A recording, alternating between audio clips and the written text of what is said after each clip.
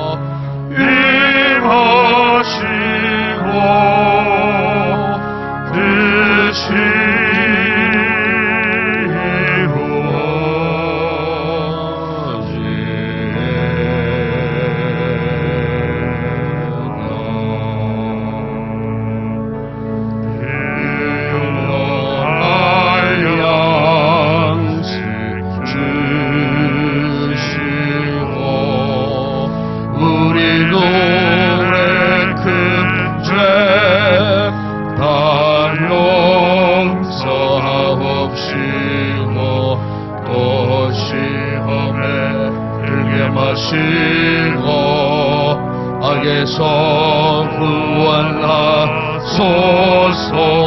되게 주의 나라 주의 권세 주의 영광 영원히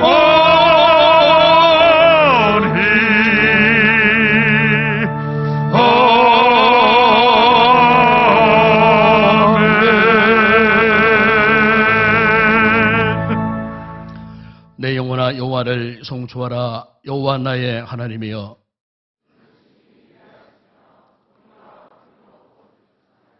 주께서 옷을 입음같이 빛을 입으시며 하늘을 휘장같이 치시며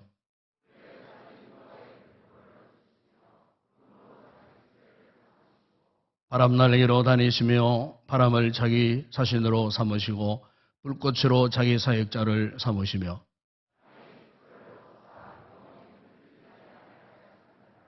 주께서 물의 경계를 정하여 넘치지 못하게 하시며 여호와께서 샘을 골짜기에서 솟아나게 하시고 산 사이에 흐르게 하사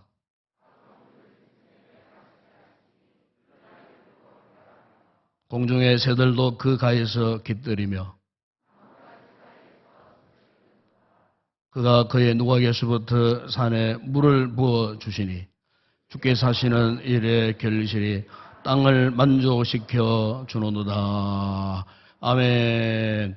전능하사 천지를 만드신 하나님 아버지를 내가 믿사오며 그 외아들 우리 주 예수 그리스도를 믿사오니 이는 성령으로 잉태하사 동인여 마리아에게 나시고 본디오 빌라도에게 고난을 받으사 십자가에 못 박혀 죽으시고 장사한 지 사흘 만에 죽은 자 가운데서 다시 살아나시며 하늘에 오르사 전능하신 하나님 우편에 앉아 계시다가 저리로서 산자와 죽은 자를 심판하러 오시리라. 성령을 믿사오며 거룩한 공회와 성도와 서로 교통하는 것과 죄를 사하여 주시는 것과 몸이 다시 사는 것과 영원히 사는 것을 믿사옵나이다. 아멘.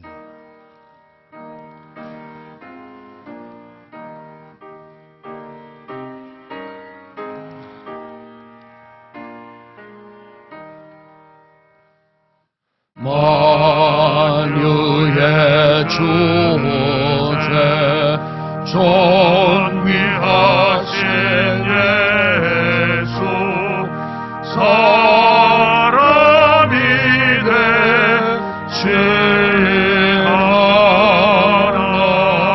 하나님 나 사모하여 영원히 섬기 내 영광 대신 주로다.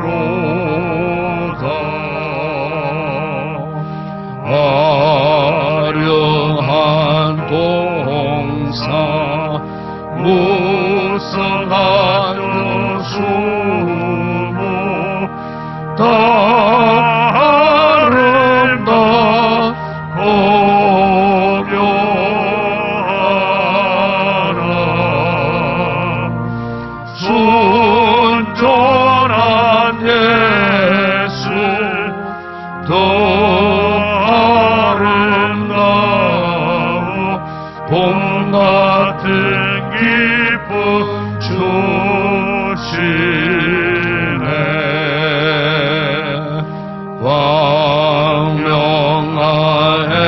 왕명하혜와 명랑한 저 달빛 수많은 별들 빛나라. 주 예수 위에서 그 찬란하여 참 비교할 수 없도다.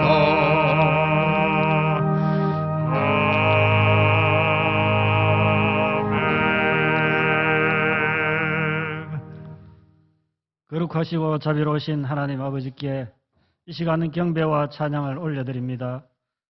지난 한 주간도 우리들의 삶의 터전을 지켜주시고 오늘 복되고 거룩한 주일을 맞이하여 예배 자리로 인도해 주시니 감사를 드립니다. 이 시간 우리들의 마음속에 성령님께서 임재하여 주셔서 세상의 정욕과 교만으로 가득 찬 우리들의 심령을 예수님의 보혈의 능력으로 깨끗게 하여 주시옵소서. 제단에 세워주신 목사님께 영육간의 강건함을 다하여 주시고 성령의 권능으로 덧입혀 주시옵소서. 2022년도도 벌써 다 지나가고 한 해를 마무리하고 내년도를 준비하는 시점입니다. 그동안 경제적인 어려움과 코로나로 인하여 힘든 상황 가운데서도 우리 교회를 지켜주시고 모든 성도들의 가정과 사업장과 직장을 지켜주심을 감사를 드립니다. 지난 한 해를 되돌아보면 한 달란트를 받아 땅속에 묻어둔 게으른 청지기처럼 주님이 맡겨주신 사명을 제대로 감당하지 못하고 최선을 다하지 못한 저희들의 잘못을 용서하여 주시옵소서. 나의 나된 것은 다 하나님의 은혜라고 고백한 사도 바울처럼 아무 자격 없는 우리들을 아무 조건 없이 하나님의 자녀의 특권을 허락하여 주시고 아무나 올 수 없는 이 은혜의 자리에 있게 하신 것도 다 하나님의 은혜임을 고백합니다. 예결산위원회와 연말 공동회 일정 위에도 하나님께서 함께 하시고 교회의 모든 기관들이 하나님의 뜻 가운데 내년도를 잘 계획하고 준비하여 하나님이 기뻐하시고 원하시는 아름다운 교회로 성장할 수 있도록 축복하여 주시옵소서. 단독으로 파송한 기록해질 선교지와 우리 교회가 돕고 있는 국내외 선교지에도 함께 하시고 어려움 당하지 않도록 하나님께서 배후에 역사하여 주시옵소서. 추운 날씨에 연로하신 성도님들의 건강을 지켜주시고 병원에 입원한 성도들과 병약한 성도들의 아픈 부위를 어루만져 주시고 속히 건강을 회복시켜 주시옵소서. 우리나라를 사랑하시는 주님, 이 나라가 바로 서게 하여 주시옵소서. 새 정부가 들어선 지도 벌써 수개월이 지났음에도 불구하고 미래를 향한 비전은 보이지 않고 여야가 서로 대치하여 전국이 너무나 어수선하고 혼란한 가운데 있습니다. 대통령과 위정자들에게 지혜를 주셔서 이 어려운 시국을 잘 극복하고 안정된 나라로 바로 설 수 있도록 하나님께서 도와주시옵소서. 오늘도 교회 곳곳에서 헌신하며 섬기시는 모든 성도들을 기억하여 주시고 큰 은혜로 갚아 주시옵소서. 이 시간 말씀을 전하시는 목사님께 영권을 허락하여 주시고 선포되는 말씀을 통하여 우리들의 심령이 뜨거워지게 하시고 깨닫고 은혜 받는 귀한 시간 되게 하여 주시옵소서. 할렐루야 찬양대에 준비된 찬양을 기쁘게 받아주시고 은혜로운 찬양을 통하여 우리들의 만문이 활짝 열리게 하여 주시옵소서. 이 모든 것 우리 주 예수 그리스도 이름으로 기도드리옵나이다. 아멘.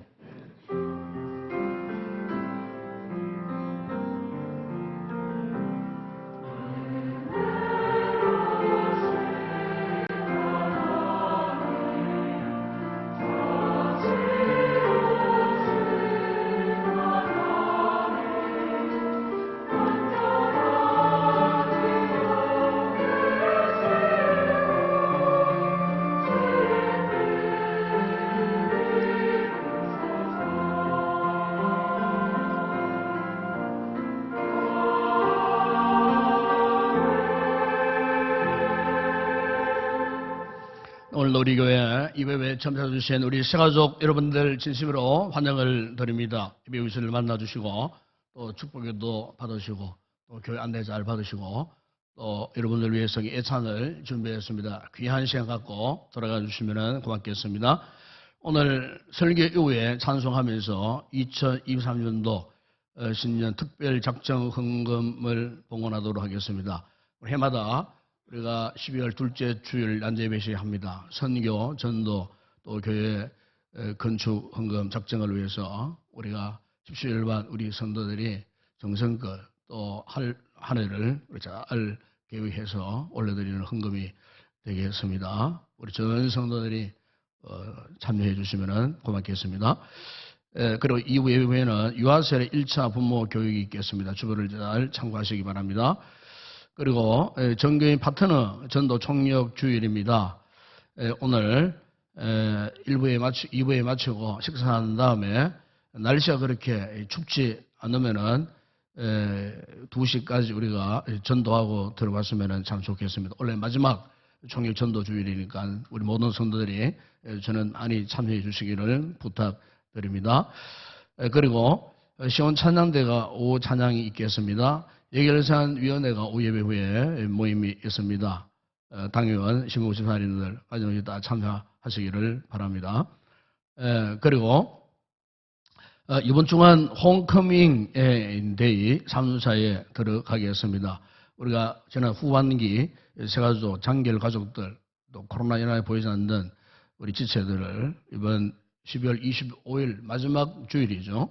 성탄 절 때 함께 초청해서 예배를 드리는 주일이 되겠습니다. 각 세일에서 관심을 갖고 세일 가족들을 잘 점검해 주시기 바랍니다. 그리고 다음 주일은 2023년도 신년 직원 임명식이 있겠습니다. 1, 2부 난예배 시에 있습니다. 예결산 재직회가 2부 예배 후에 있고 유아세례 2차 부모 교육이 있습니다. 권사찬양대가 다음 주 오후 예배 준비해 주시기 바라고 다음 주 새벽 기도는 오필성 권사님 그리고 특성화 한 2주 동안 생략을 하도록 하겠습니다. 1월 첫 주간부터 우리가 준비된 또 순서대로 그렇게 진행하도록 하겠습니다. 그리고 추계부흥성의 헌금 최종 집계가 나와 있습니다. 주변을 참고하시고 소그룹 명단 부분에 소식란에 보게 되면은 헌금하신 분들이 있겠습니다. 우리가 이 부흥성회나 이 모든 부분들은 헌금이 절기 헌금에 들어갑니다. 절기 헌금에 들어가기 때문에 집회를 참여했던 분이나 안 했던 분이나 우리 소속된 전 성도들은 이 절기 헌금에 동참을 하셔야 됩니다. 나는 집회를 참여 안 했으니까 나는 안 하겠다. 잘못된 생각입니다.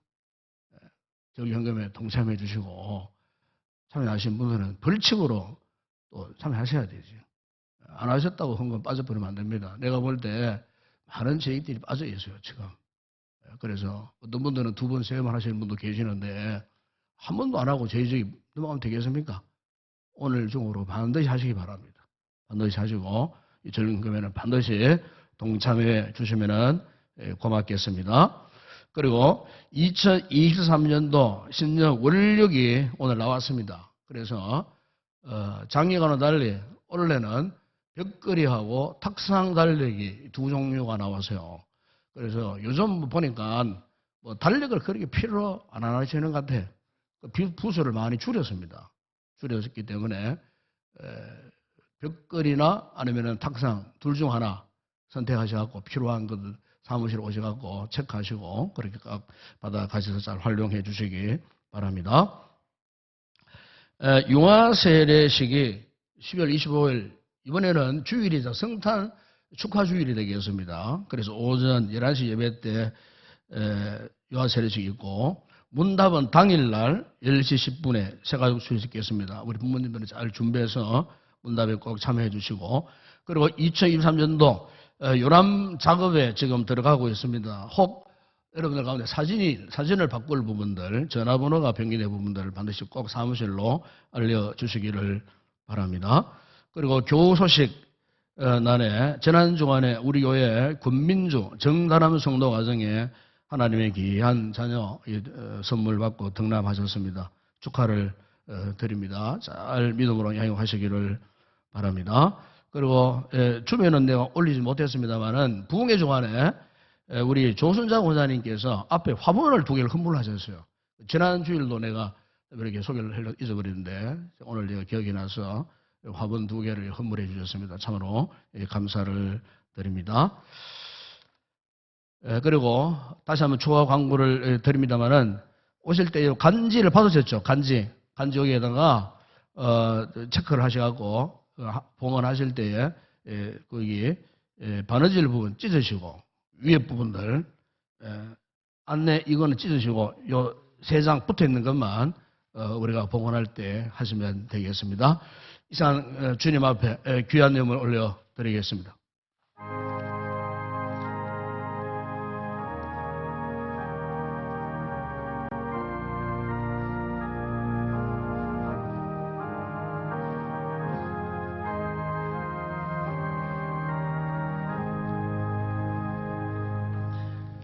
오늘 우리 교회에 새로 영에 동하신 분 한 분이 계십니다. 우리 이경미 권사님 인도하신 우리 김대한 형제님이 오셨습니다. 네, 우리 잠시 박수로 환영하겠습니다. 예, 환영합니다. 예, 다시 믿기로 결심하고 오신 아주 귀한 우리 형제님이십니다. 성기미는 우리 이경미 권사님, 이서준 형제가 성기미가 되겠습니다. 오늘도 많은 선들이 귀한 예물을 올렸습니다. 기도합니다. 우리 아버지 하나님 참 감사합니다. 오늘도 이렇게 또 귀한 또 새로운 형제를 예수 그리스도 안에서 영접을 합니다. 하나님 아버지 예수님 만나는 기쁨 즐거움 앞으로의 귀한 형제의 앞날 행복한 삶이 되게 하여 주시고 영혼이 잘되고 범사가 잘되고 영육의 강렬의 복을 누리는 예수 믿는 믿음의 증거와 열매들을 많이 맺어가는 복된 믿음의 삶을 누리게 하여 주시옵소서. 인도하신 귀한 형제에게도 큰 은혜의 복을 주시고 전도의 귀한 열매 맺어 주님의 기쁨이 되어지게 하여 주시옵소서. 오늘도 귀한 선도들이 하나님 앞에 아름다운 예물을 봉헌에 올려드립니다. 소독의 11조 주님의 것을 알고 믿음으로 드리는 귀한 우리 성도들의 손길과 가정과 개인과 직장과 사업장 범사에 복 주시되 저들의 소독의 잔 날마다 흘러 넘치는 복을 허락하여 주시고 또한 여러 가지 아름다운 감사의 귀한 예물 올려드리는 성도들의 그 모든 범사에 축복하사 더 많은 감사의 풍성한 열매 맺게 하여 주시고 또한 세계 선교 국내 전도 교회 건축과 주일 예물 드리는 성도들 그 생업에 복 주시고 예물을 통하여 주의 복음이 힘있게 전파될 때 하나님의 나라가 더 크게 확장되는 놀라운 은혜의 역사가 있게 하여 주시옵소서. 오늘도 귀한 우리 권사님을 통해서 또 귀한 2개의 화분을 헌물에 올려드렸습니다. 복 주시고 남은 생에 예수 안에서 강건의 삶을 누릴 수 있도록 은혜와 복을 더하여 주시기를 원합니다. 오늘도 구별된 자리에서 이렇게 아름다운 찬양으로 올려드릴 우리 모든 찬양대원들 성령 충만해 부른 찬양 하나님 앞에 큰 영광 되게 하여 주시며 오늘도 몸과 마음과 시간을 들여 예배를 돕고 섬기는 모든 헌신자들 기쁨과 즐거움으로 잘 감당하여 하나님 앞에 영광 되게 하여 주시고 수고한 우리 모든 주일학교 교사들에게 은혜를 베푸시고 믿음을 더하시고 우리 자녀들 말씀으로 잘 훈련된 하나님의 큰 사람들로 자라갈 수 있도록 축복하여 주시옵소서. 오늘의 모든 예물 헌물을 주의 손에 올려드립니다. 축복하여 주실 때에 오병이의 놀라운 역사가 일어나게 하시고 열방진에 남는 평생한 은혜와 복을 받아 누리게 하여 주시옵소서. 예수님의 이름으로 기도드리옵나이다. 아멘.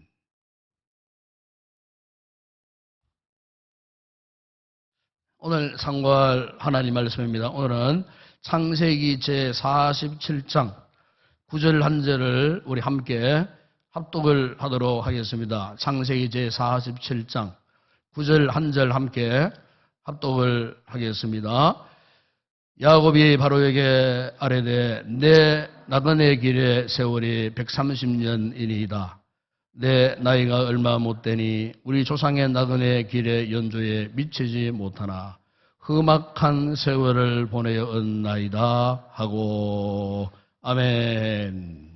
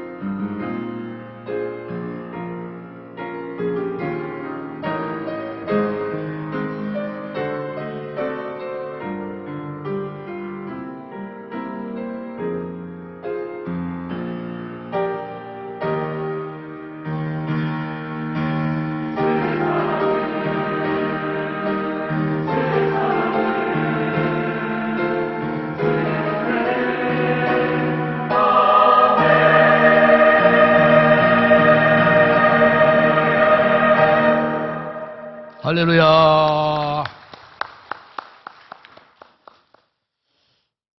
만약 누군가 여러분들에게 당신은 어떤 인생을 살아오셨습니까? 이렇게 묻는다면은 여러분들은 무엇이라고 대답하시겠습니까? 내 인생 돌아보니 참 그동안 평탄하고 염려도 없었고 근심도 걱정도 없었던 것 같습니다. 내 인생 지금 다시 오지 않을 만큼 최고의 날들로 행복하게 살고 있습니다. 라고 이렇게 자신 있게 말할 수 있는 분이 과연 얼마나 될 것인가. 저 인생을 돌아봐도 마찬가지입니다. 인생을 막 긍정적으로 좋은 일이 있었던 것처럼 그렇게 말하기보다는 참 인생을 돌아보면은 여러 가지 우여곡절, 파란만장, 여러 가지 힘들고 어려운 이런 크고 작은 강들을 건너오기도 하고 금산줄령을 넘어오기도 하고 정말 고생했습니다. 참 고생 많이 했습니다. 아마 대부분 이런 질문을 받게 되면은 이런 류의 대답을 하지 않을까 싶습니다. 여러분, 오늘 본문에서도 한 사람이 자신의 인생에 대해서 고백하는데 이렇게 고백합니다. 한마디로 내 인생 너무나 험악한 인생이었습니다. 이 사람이 누굽니까? 바로 야곱입니다. 어떻게 보면은 이 야곱의 인생은 오늘 우리의 인생과 너무나 흡사하지 않는가. 그래서 우리가 성경의 그 많은 사람들을 우리가 이렇게 연구하는 가운데서도 유독이 야곱의 이 인생 이야기가 어쩌면은 더 매력이 있는지, 그 야곱의 이 인생 이야기가 어쩌면은 내 마음에 더 깊이 와닿는지, 그 이유가 뭐냐면은 야곱의 이 인생이 오늘 나의 인생과 같다라는 겁니다. 아니, 우리 모두의 인생과 너무나 많이 닮았기 때문에 야곱의 인생 이야기를 이렇게 묵상하다 보게는 큰 공감을 하게 되는 것을 경험하기 때문에 참으로 야곱이는 파란만장한 인생을 살았어요. 130년 살은 인생인데 그의 이 말년에는 잃어버렸던, 죽었다고 생각했던 요셉이가 살아서 애굽의 총리가 되었다는 너무나 기쁘면서도 충격적인 소식을 듣고 야곱이가 그 가족 70여 명을 데리고 애굽으로 내려가서요. 애굽으로 내려갔는데 오늘 본문의 이 이야기는 바로 야곱이가 그 식솔들을 이끌고 애굽의 이 고센 땅 람세시라는 곳에 정착하기 전에 제일 먼저 이 애굽의 바로를 찾았어요. 그리고 그 바로 앞에서 그가 자신의 인생 고백을 이렇게 하는 겁니다.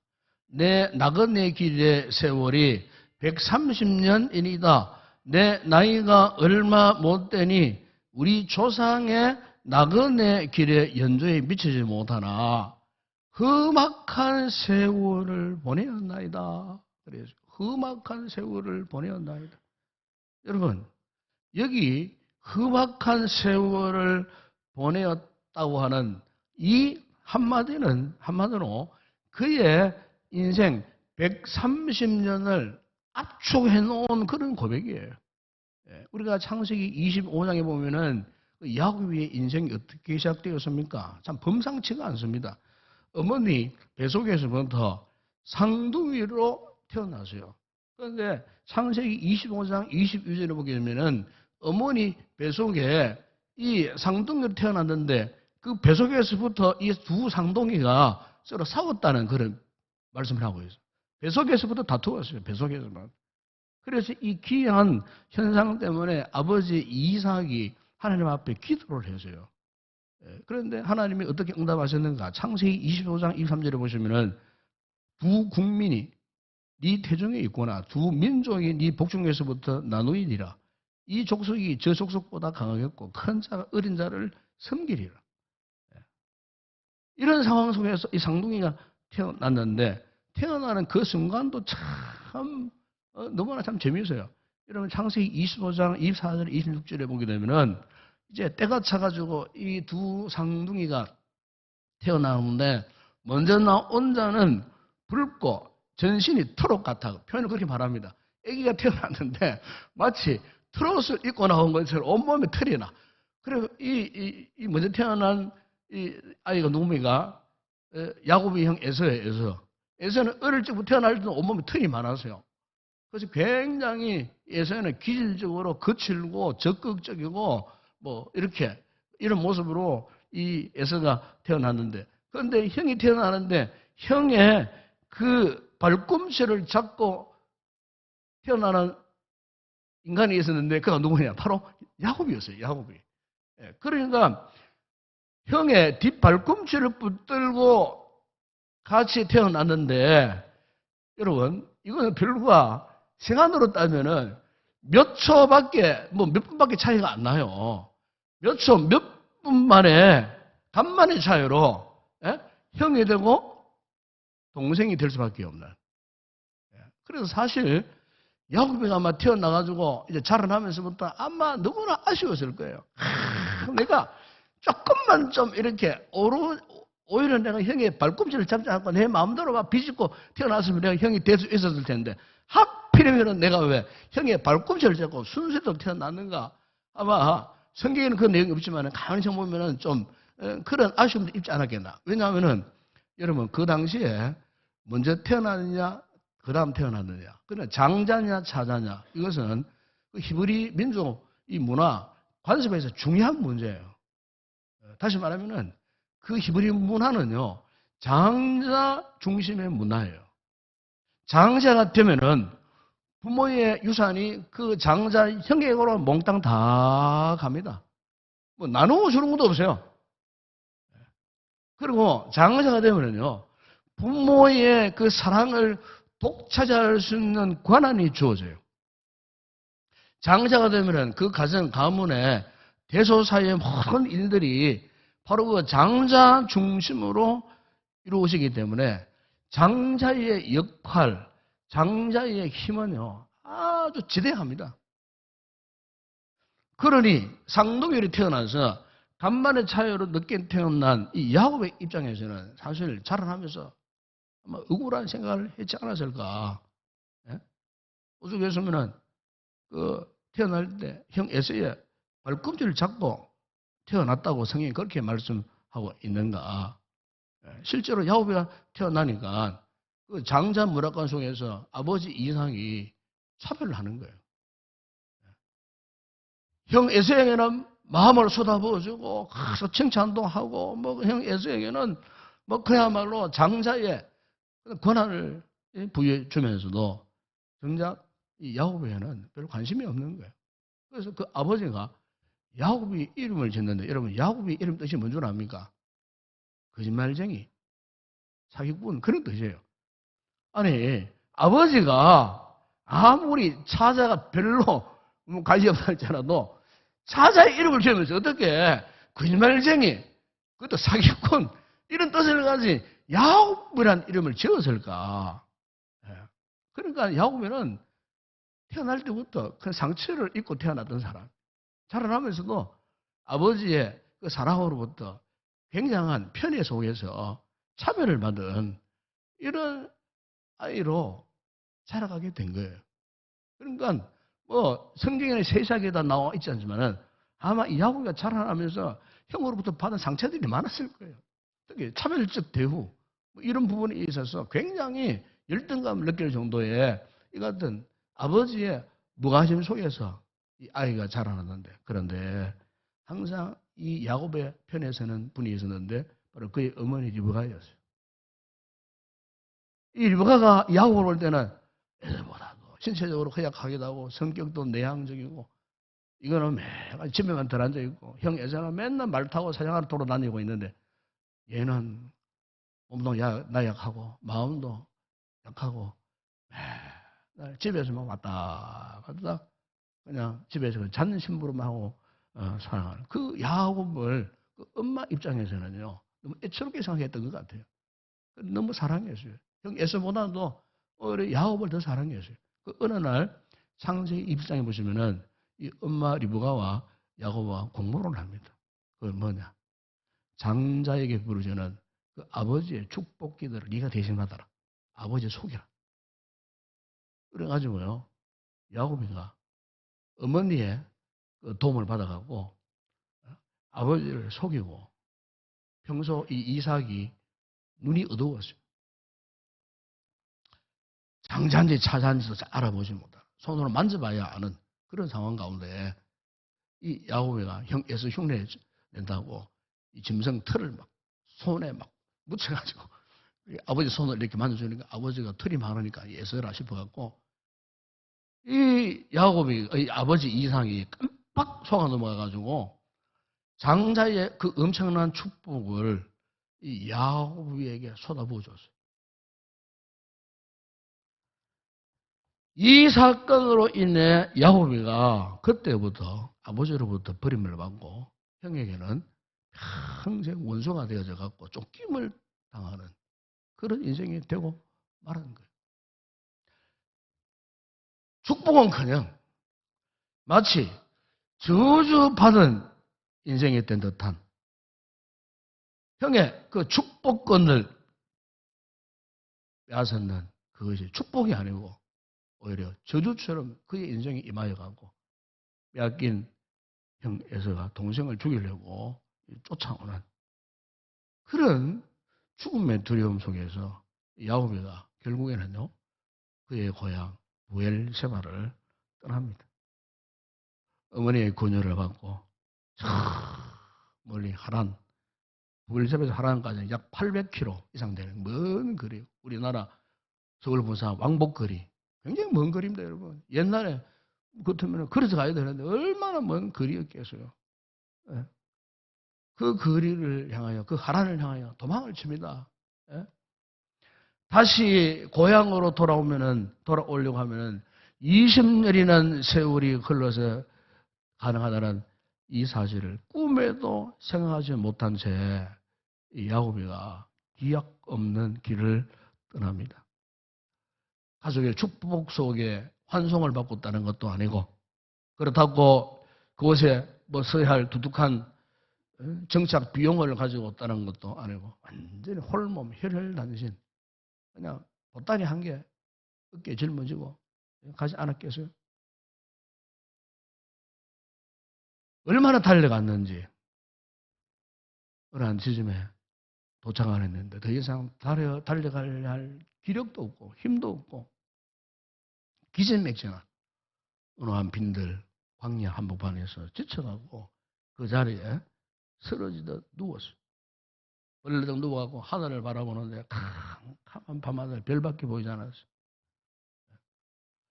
이마에 서르는 땀보다도 하늘을 바라보는 그의 두 눈 사이에 흐르는 눈물이 참 많을 정도로 얼마나 참 그 인생 얼마나 고통스러웠겠어요. 외롭고 슬슬하고 들판에 맹수들이 울음소리가 나니까 두렵기도 하고 혹시나 내가 잠들어 있는 동안에 형이 추적해 와갖고 그 군사들을 풀어갖고 나를 잡아서 죽이려고 하지 않는가 하는 이런 두려움도 있었을 것이고 특별히 여러분 사막은 지금도 그렇습니다. 밤이 되면요 그 기온이 급강하합니다. 낮에는 뭐 4, 50도 되는 그 기온이지만 밤 되면 영하로 뚝 떨어져 버려요. 그러면 종잡을 수 없는 그런 상황 가운데 잘못하면은 떨어져 올 수 있는 그런 두려움도 없지 않아 있었을 거예요. 그런데 여러분 야곱에 있어서 가장 무서웠던 것이 하나 있었어요. 여러분 그것이 뭔지 아십니까? 바로 그것은 하나님을 떠나왔다는 공포, 두려움 그것입니다. 그러니까 이제는 더 이상 하나님이 나와 함께 있지 않을 것이라고 하는 그 두려움 이것이 아마 야곱에게는 가장 큰 무서운 상황이에요. 왜냐하면 그때만 하더라도 하나님의 존재 이 개념이 확실하지 않거든요. 그러니까 아버지 이삭의 하나님은 아브라함의 하나님, 이삭의 하나님. 그 하나님은 이삭의 하나님이에요. 야곱의 하나님이라고 생각도 못했어요. 그런 우리 아버지의 하나님, 그 우리 아버지의 하나님은 다른 데 계시는 것이 아니고 우리가 머물고 있는 고향 부엘세바에만 계시는 하나님, 그렇게 알고 있었다는 거예요. 그 당시에 신관 개념을 볼 때는 그런 거예요. 지금 우리는 신학적으로 알고 있잖아요. 하나님의 편재성, 하나님 어디 계시다 계신 하나님을 알고 있지만 그 당시에 히브리 개념에서는 하나님은 당신의 백성이 계시는 그곳에, 그 부엘세바라는 그곳에만 한정되어 계시는 그 하나님, 이렇게 알고 있었으니까 부엘세바를 떠나오고 아버지의 품에서 떠나왔던 야곱에게서는 나는 이제는 하나님과 별로 이제 상관없는 존재가 되었구나. 하나님은 완전히 떠나버린 그런 존재였구나. 이제 내가 하나님 없이 저 하란에 가서 내가 살아야 하는데 어찌할꼬 야곱이가 스스로 그렇게 생각했다는 거예요. 그러니까 여러분 이것보다 더 절망적인 상황이 없었다는 거예요. 하나님 없이, 하나님 없는 땅에서 지금 당장 이 현재 빈들 위에 이 지역을 베델이라고 야곱이가 이름을 지었습니다만은 이 베델 여기에서도 그야말로 하나님이 안 계신다는 거. 여러분 사람이 가장 특히 우리 그리스도인들이 믿음의 성도들이 가장 절망하는 상태가 있는 줄 압니까? 단순히 못 먹고 못 마시고 뭐 돈이 없다 그게 아니에요. 우리 믿음의 사람들은 하나님을 인식하지 못하고 아이고 하나님 나를 버리셨구나. 하나님 나를 포기하셨구나. 그래서 내가 이렇게 어려움을 당하지. 이 생각이 사라지면요. 이것만큼 더 절망스러운 거 없어요. 아무리 힘들고 어려운 상황을 만나도 하나님 나만 안 계신다는 이것만 갖고 있으면 살아남을 수 있어요. 그런데 믿음이 없는 사람들은 아유 하나님 나를 포기하셨구나. 하나님 나에게 등을 돌리셨구나. 나를 버리셨구나. 이거는 그야말로 가장 최악의 상황이에요. 지금 야곱이가 그런 상태에 있었는데 놀라운 것은 여러분 창세기 28장 15절에 보시면은 하나님이 그곳에서 나타나셨어요. 말씀하십니다. 내가 너와 함께 있어요. 네가 어디로 가든지 너를 지키며 너를 이끌어 이 땅으로 돌아오게 할지라. 내가 내게 허락한 것을 다 이루기까지 너를 떠나지 않냐니라 하시니라. 야곱이가 깜짝 놀랐을 거예요. 아니 하나님이 이삭의 하나님, 아버지의 하나님, 부엘세바의 하나님이 여기에도 나에게 나타나셔서 뭐라고 말씀하는가? 야곱아, 네가 어제 달려온 그 길을 내가 너와 함께 했단다. 야곱아, 내일도 걱정하지 마라. 네가 하란으로 갈 때까지 하란에 가서도 내가 너를 떠나지 아니하고 함께 하겠다. 하란으로 가서 다시 너의 고향 땅으로 돌아오지 못한다고 그렇게 생각하지 마라. 내가 이 모든 일을 다 이루기까지 내가 너를 떠나지 아니하고 내가 너와 함께 하리라. 야곱이가 빈들 한복판에서요. 그 두려움이 엄습하는 그 공포스러운 그 기나긴 한밤중에 하나님께서 나타나셔가지고 바로 이런 말씀들을 약속을 하셨을 때에 야곱이가요. 잠을 자다가 벌떡 일어났어요. 그리고 그가 고백을 합니다. 그것이 창세기 28장 16절 말씀이에요. 거기 보면은 야곱이 잠에 깨어 일어나 여호와께서 과연 여기 계시거늘 내가 알지 못하였도다. 그러구나. 하나님이 여기 계시는구나. 그래 야곱이가 그 자기가 머물렀던 그 지역 이름을 베델, 하나님의 집, 하나님의 임재가 함께 하시는 그곳, 하나님의 성전, 집이라. 그렇게 그 지역을 명명했어요. 그러니까 야곱이가 이 베델의 이 사건을 통해서 뭘 깨달았는가? 그러구나. 하나님은 단순히 우리 아버지 이상의 하나님만이 아니고 나의 하나님이시구나라는 사실을 깨닫게 되었다는 겁니다. 단순히 이 하나님이 고향 부엘세바에만 물론 계신 하나님이 아니고 내가 가는 곳마다 내가 어디 가든지 항상 그분은 나와 함께하는, 나와 동행하시는 하나님이시구나. 바로 이 하나님이 나의 하나님이구나. 예? 사랑하는 여러분, 오늘 우리가 이 부분은 굉장히 중요한 부분이에요. 우리가 저는 이제 모태신앙 가운데 보면은, 예? 부모님의 아주 독실한 신앙 가운데 자라나잖아요. 신실한 부모님의 신앙은 정말 신실해요. 예. 신실하게 자라나다 보게 되면은 자꾸만 그 부모님의 하나님, 그 하나님을 언급해요. 우리 아버지가 믿었던 하나님, 우리 할아버지가 믿었던 하나님, 이렇게. 문제는 그게 아니에요. 중요한 것은 여러분, 하나님과 나와의 관계는 항상 1대1입니다. 1대1. 우리 아버지가, 우리 할아버지가 아무리 예수를 잘 믿었어도 내가 예수를 못 믿을 수 있어요. 내가 타락할 수 있다니까요. 저 목회하면서 그런 걸 많이 해봤어요. 그때 할아버지, 뭐 부모님들은 정말 신실해서 그 자식 되고 하고 술꾼 되고요. 타락하더라고. 제 친구 가운데 그런 친구가 있다니까요. 그러니까 신앙은 뭡니까? 오늘 현재 하나님과 나와의 1대1의 관계예요. 그래서 우리가 하나님을 고백할 때 우리 하나님보다도 나의 하나님이 가장 확실한 고백인 것입니다. 나의 하나님.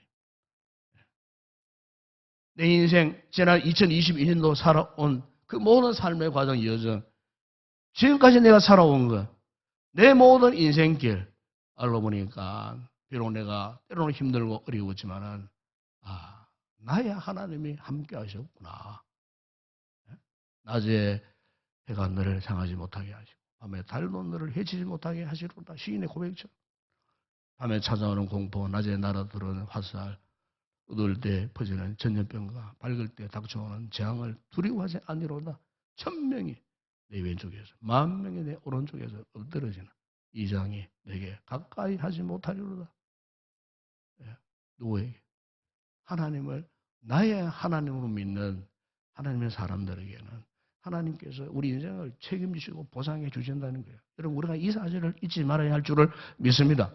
우리 인생의 모든 날 동안 하나님, 나의 하나님은 결코 우리를 떠나지 아니하시고 우리와 함께 하시며 모든 환난을 면하게 하시고 결코 우리를 보호하시고 지켜주신 이 하나님, 바로 이 하나님은 나의 하나님. 여러분, 우리가 왜 나의 하나님으로 고백할 수밖에 없는가? 사도 바울이 이 부분에 대해서 에베소 1장 4절에서 이런 말씀을 해서요. 곧 창세전에 그리스도 안에서 우리를 택하사 우리로 사랑 안에서 그 앞에 거룩하고 흠이 없게 하시려고. 하나님이 우리를 불러주셨는데요. 창세전에 이미 다 예정가지고 불러주셨는데 우리를 하나님의 거룩한 자녀로 삼으셨다는 겁니다. 믿으십니까? 우리 성도들은 하나님의 거룩한 자녀예요. 하나님의 거룩한 자녀. 이 하나님의 거룩한 자녀를 하나님이 쉽게 포기하시겠어요? 버리시겠어요? 예? 여러분, 하나님께서 나를 어떻게 보고 계시는가? 우리 주님께서 그런 말씀하지 않습니까? 저 공중의 새를 봐라. 거두지도 않고 창고에 모아들이지 않았는데 너희 하늘 아버지께서 다 기르시지 않느냐? 너희는 이것들보다 더 귀하지 아니하냐? 여러분, 우리 하나님께서 우리 성도 한 사람 한 사람을 보시는 관점, 개념이 이런 의미예요. 우리를 너무너무 귀하게 보신다는 거예요. 우리를 너무너무 귀하게 보시는 거예요. 제가 한 번은 스바냐 3장 1절을 읽다가 통곡하며 울었어요. 왜 울었을까요? 하나님이 나를 이처럼 사랑하시는구나. 그 말씀에 보면은 너희 하나님 여호와가 너희 가운데 계시니 그는 구원을 베푸실 전능자시라. 그런데 그 뒷부분에 보시죠. 그가 너로 말미암아 기쁨을 이기지 못하시며 너를 잠잠히 사랑하시며 너로 말미암아 즐거이 부르며 기뻐하려. 하나님이 이 부족한 나를 향하여 하나님이 기뻐하시고 사랑하시고, 예? 그것도 모자라가고 내 때문에 하나님께서 즐거워하시고 기뻐하신다는 거예요. 여러분, 오늘 우리 성도들의 관심이 얼마나 깊은가. 그 구절 한 구절에 저는 그걸 깨달았어요. 그래서 성경 묵상을 하다가 그걸 끌어안고 통곡하면서 울었어요. 하나님의 사랑이 너무나 감격스럽고 너무나 나의 신비를 그냥 감동시키는 그 엄청난 그 하나님의 큰 사랑이 어떤가. 이 한 절에 그 하나님의 사랑을 경험하게 하셨어요. 여러분 오늘 우리 인생을 돌아보면 그렇습니다. 여러분 마음대로 산 것 같죠? 여러분 힘으로 살아온 것 같죠? 여러분 열심으로 뭐 아니면 어떤 돈의 힘으로 뭐 내가 운동 잘 해가지고 건강을 잘 이렇게 지켜서 사는 것 같죠? 천만에요. 그렇지 않습니다. 여러분 우리가 아무리 물질을 누리고 아무리 세상 권세를 누리고 아무리 육체적으로 건강해도요. 하나님이 함께하지 않으면요. 우리 인생은 아침 안개와 같은 존재예요. 예, 어느 날 갑자기 사라지는 존재야. 그렇기 때문에 여러분 우리가 어떤 것보다도 어떤 상황보다도 겸손히 하나님이 나와 함께 하신다. 그 하나님은 나의 하나님이시다. 내가 어떤 상황 가운데 있어서도 하나님이 나와 함께 동행하시는 은혜를 베푸시는 하나님이시다. 우리 성도들이 이것 하나만큼은 놓치지 말아야 되는 거예요. 야고비가 그 같은 절박한 상황 가운데서 만났던 하나님, 아버지 이상의 하나님이 아니에요. 비로소 나의 하나님을 그가 만났다는 거예요. 그래서 그때부터 야고비가 나의 하나님과 평생 동행하게 되는 이 놀라운 믿음의 그 길을 비로소 걷게 되었다는 거예요. 여러분 우리가 시편 18편에 다윗이 수많은 고백을 하잖아요. 다윗 시편방에 전에 다윗 시편을 이렇게 묵상하면서 다윗은 항상 하나님을 고백할 때 뭐 우리 하나님이 그런 고백을 안 해요. 항상 나의 하나님, 나의 하나님. 여러분 다윗 시편 한번 보세요. 다윗은 처음부터 고백이 하나님을 고백할 때 우리 하나님, 뭐 우리 나라의 하나님, 뭐 그렇게 고백 안 해요. 나의 하나님. 다윗은 철저하게 이 같은 신앙 개념이 확실했어요. 그래서 여러분 대표적으로 시편 18편 2절 이하에 쭉 보게 되면은 여호와는 나의 반석이시오 나의 요새시오 나를 건지시는 이시오 나의 하나님이시오 내가 그 안에 피할 나의 바위이시오 나의 방패이시오 나의 구원의 뿌리시오 나의 산성이시오. 6절에 보게 되면 내가 환난 중에서 여호와께 아뢰며 나의 하나님께 부르짖었더니 그래서 나의 하나님께 부르짖었더니 그리고 다윗은 항상 고백하기를 나의 하나님 그래서 나의 하나님. 여러분 오늘 우리도 마찬가지입니다. 오늘 우리도 그 누구의 하나님이 아니에요. 나의 하나님을 만나야 할 줄을 믿습니다. 나의 하나님과 평생 동행해야 하는 것입니다. 야고보의 인생이 이 베델의 사건을 통하여서 깨달았던 것이 뭐냐. 그러구나 하나님은 나의 하나님이시구나. 비록 내가 험악한 나그네 길, 험악한 세월을 내가 살지만은 그러나 나의 하나님이 함께 하실 것이다. 여러분 우리가 어떻게 살았나 하는 것보다 더 중요한 것은 내가 누구와 살았나 이게 정말 중요한 거예요. 우리가 어디를 갔느냐보다도 더 중요한 것은 내가 누구와 함께 갔느냐 무엇을 했느냐 중요한 것보다도 누구와 함께 그 일을 했느냐. 야고보가 하란으로 도망간 것이 중요한 것이 아니고 그곳에서 하나님이 함께 하셨다는 것이 더 중요한 거예요. 야고보의 인생 주제가 이겁니다, 여러분. 비록 거짓말쟁이, 사기꾼 같은 인생이었지만은 보십시오. 하나님이 함께 하시니까 그 야고보를 통하여 야고보의 12지파를 통하여 이스라엘 민족이 태동하고 하나님의 구원 계획에 주도적인 인물로 하나님이 야고보를 사용하셨다는 거 아니겠어요? 그 시발점이 어디냐? 야고보가 나의 하나님이라는 사실을 확신했을 때에 그 하나님이 야고보의 인생을 놓치지 않고 끝까지 함께 동행하시면서 그에게 엄청난 은혜와 복을 주셨을 때에 여러분 그 어떤 하나님의 구원 계획에 주도적인 인물로 하나님이 그를 사용하셨다는 거예요. 더 이상 그는 도망자가 아니에요. 인생 실패자가 아니라는 거예요.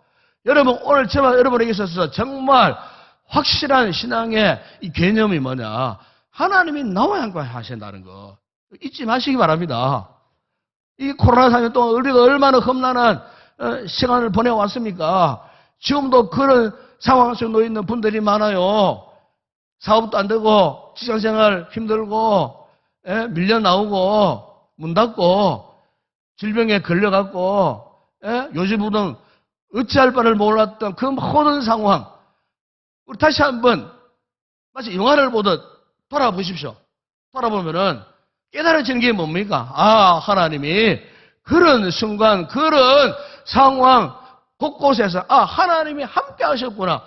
여러분 그거 깨달으시지 않습니까? 그걸 깨달아야 되는 거예요. 제가 한 2달 전에 제가 즐겨보는 영상 방송 가운데 하나가 유명한 그 아주 신실한 크리스찬이라고 하는 강승우 씨가 영화 배우잖아요. 강승우 씨가 진행하는 종점 여행이라는 프로그램이 있어요. 한 번에 그걸 또 보는데 마침 그때에 그 영상의 주인공이 77살 된 할아버지였어요. 어떤 남자분이. 그런데 이제 그 남자분이 어느 중소도시에서 조그마한 가게를 이제 운영하면서 근근히 살아가시는 분인데, 그런데 그 방송에서 화제가 된 것이 뭐냐면은 바로 그 군무가게 사장님 목에 보니까 금목걸이를 차고 있더라고요. 금목걸이. 그래서 이제 묻더라고요. 왜 금목걸이냐 그러니까 알고 보니까 자기가 사랑했던 그 아내의 목걸이였어요. 그 아내가 돌아가신 지가 한 5년쯤 되는. 근데 그 사연을 쭉 이야기하는데 제가 참 감동을 받았어요. 이 아내 사랑하는 아내가 어느 날 갑자기 자기를 못 알아보거든. 자식도 못 알아보고. 그래 알츠하이머 치매에 걸린 거예요. 근데 놀라운 것은 이 남편이 그 아내를요 병원에 노양보내도 안 보내고 자신의 손수 17년 동안 간병을 했다는 거예요. 17년 동안. 참, 제가 너무나 큰 감동을 받았어요. 17년 동안. 이런 보통 남편들이 할 수 있겠습니까, 여러분? 7년도 아니고 17년 동안. 참, 얼마나 그 아내를 사랑했으면. 그런 나중에 그분의 고백 가운데 이런 말씀을 하더라고요. 아내의 대변을 손으로 치우는데도 냄새가 전혀 안 났습니다. 그게 사랑이었기 때문입니다. 인간으로 태어나서 두 사람이 만나면 끝까지 책임을 져야 하는 것 아니겠습니까? 그 남편분이 아내의 그것을 치우면서 뭐 냄새가 참 나지 않더라는 거예요. 거기에 막 눈물이 발칵 쏟아지는 거예요. 그러구나. 그 아내가 비록 지각이 정상적이지 못해서 남편의 그 참 지극한 그 사랑, 그것을 느끼지는 못했겠죠. 만약 아내가 정상적인 지각을 갖고서 그 남편의 지고지순한 사랑을 깨달았다면 아마 펑펑펑펑 울고 난리가 났을 거예요. 불량하게도 아내가 그것을 몰라서도 그 남편은 그 참 연약한 자리에 처해 있는 그 아내 곁에 17년 동안 통고통닭하면서 아내의 그 모든 것들을 다 수발 들고요.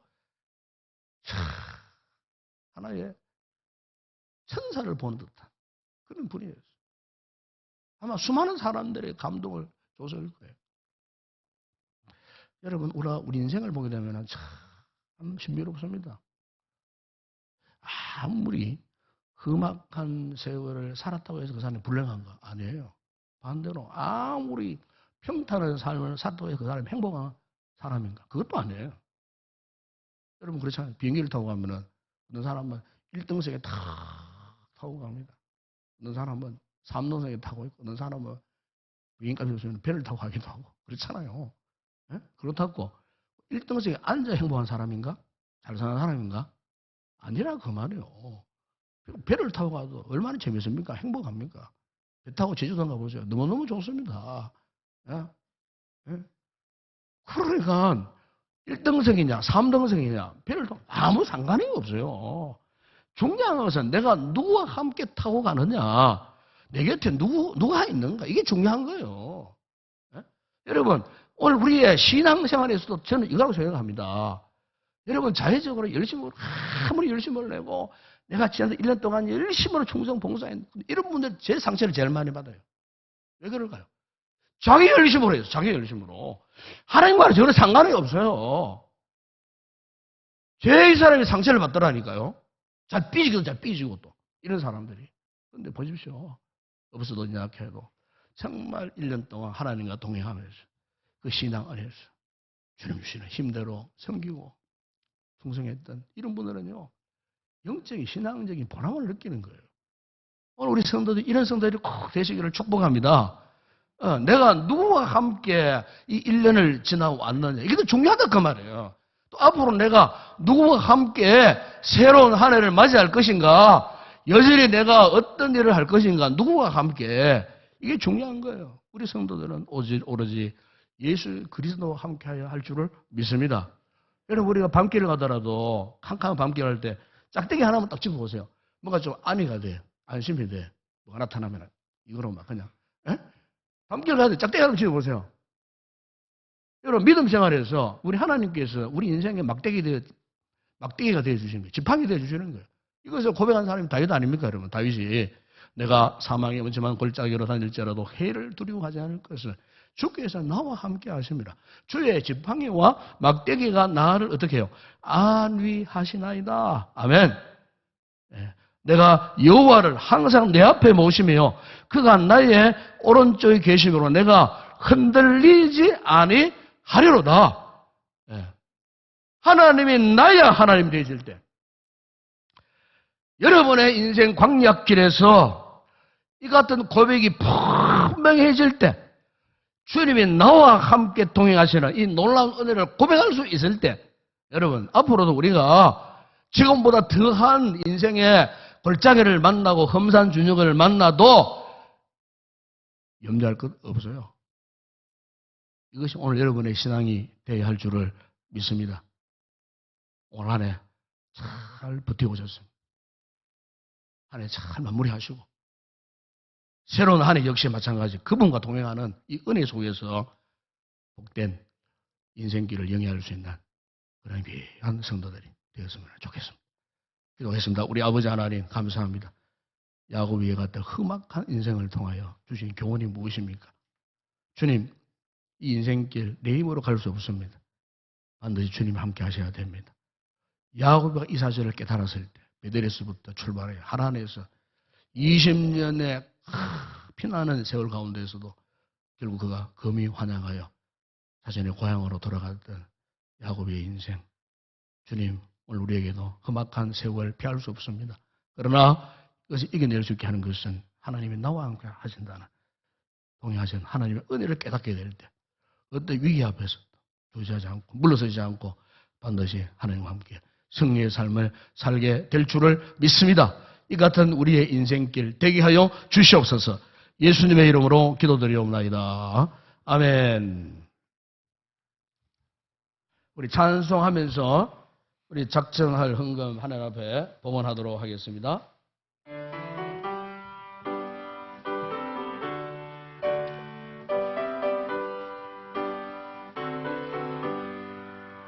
대서를 넘어 엄곡에 가도 네 가운데로 걸어가면 주께서 항상 지키시기로 약속한 말씀 변치 않네.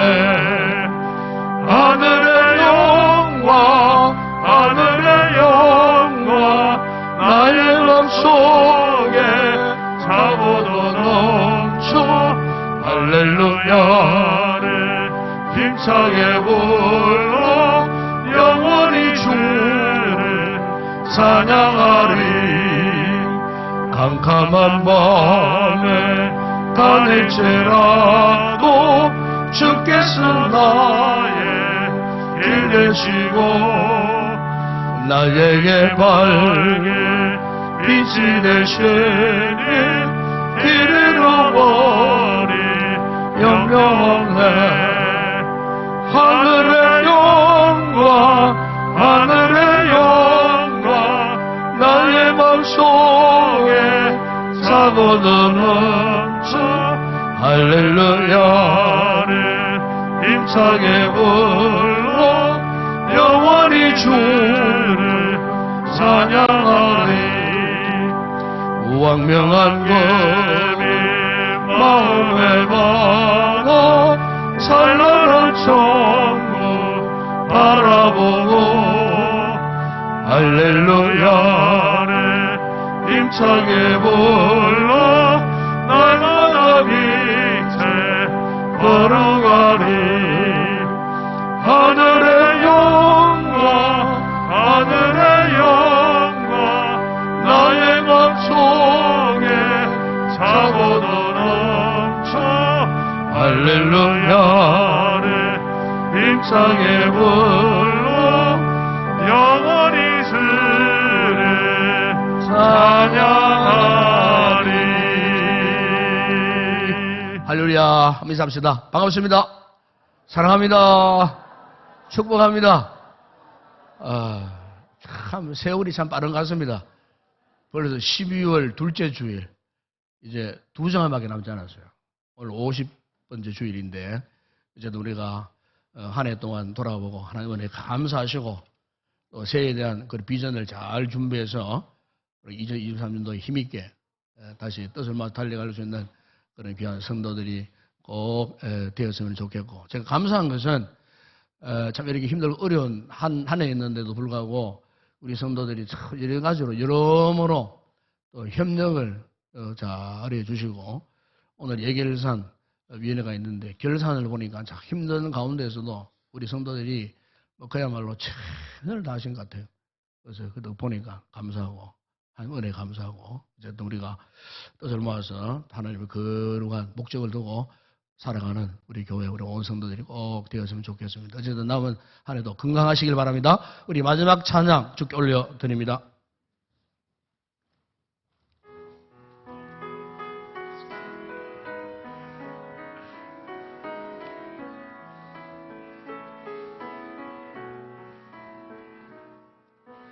전세 멀어진 찬양 주의 이름 높이 올려드리세 위대하신 하나님 온 땅 위에 높이 올려드리세 주의 영광을 하늘 위에 높고 주의 찬송을 세계 끝까지 주의 영광의 모든 나라 위에 주의 찬송은 세계 끝까지. 잠시만 멈추도록 하겠습니다. 우리 인사를 한번 놓쳐버렸는데, 우리 그냥 눈을 뜨세요. 김호영 공사님, 가시는데 인사하고,